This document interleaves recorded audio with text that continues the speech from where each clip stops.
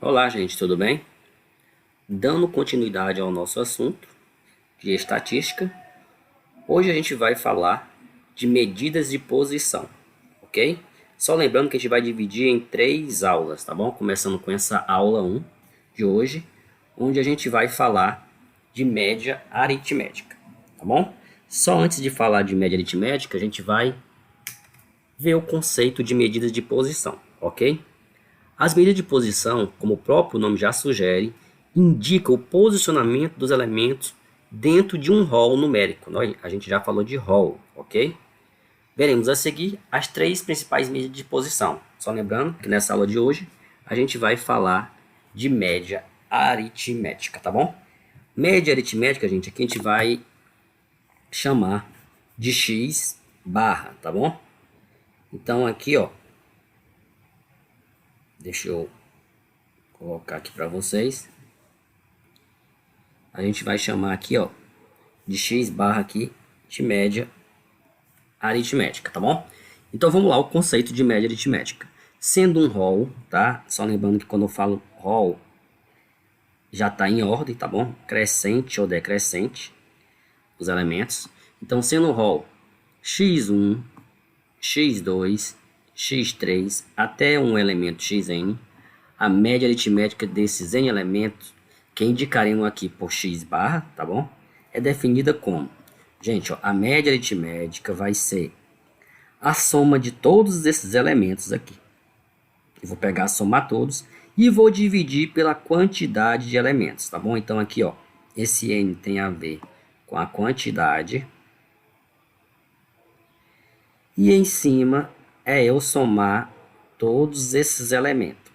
Eu vou somar todos esses elementos e vou dividir pela quantidade de elementos, tá bom? Para ficar mais claro, a gente vai colocar aqui um exemplo. Então, ó, 6 rolos de papel higiênico foram examinados e verificou-se que seus comprimentos eram 400, 400, 412, 400, 396 e 408, tá? Todos esses rolos de papel estão em decímetro, tá ok? Só lembrando que se não tivesse aqui na mesma medida de comprimento, a gente teria que adequar isso, tá bom? Todas têm que estar na mesma unidade para que eu possa fazer a soma, tá bom? Calculemos, né, o comprimento médio contido em cada rolo, em decímetro, né? O rol, gente, ele escreveu aqui o rol. Na verdade, o rol é só pegar esses elementos e colocar em ordem, né? Ó, no caso aqui ele colocou em ordem crescente. Veja que o primeiro elemento aqui é o menor, que é 396.